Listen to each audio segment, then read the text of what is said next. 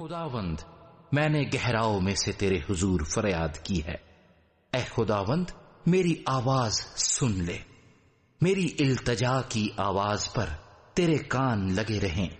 اے خداوند اگر تو بدکاری کو حساب میں لائے تو اے خداوند کون قائم رہ سکے گا؟ پر مغفرت تیرے ہاتھ میں ہے تاکہ لوگ تجھ سے ڈریں۔ میں خداوند کا انتظار کرتا ہوں، میری جان منتظر ہے اور مجھے اس کے کلام پر اعتماد ہے۔ صبح کا انتظار کرنے والوں سے زیادہ، ہاں صبح کا انتظار کرنے والوں سے کہیں زیادہ میری جان خداوند کی منتظر ہے۔ اے اسرائیل خداوند پر اعتماد کر، کیونکہ خداوند کے ہاتھ میں شفقت ہے، اسی کے ہاتھ میں فدیہ کی کثرت ہے، اور وہی اسرائیل کا فدیہ دے کر اس کو ساری بدکاری سے چھڑائے گا۔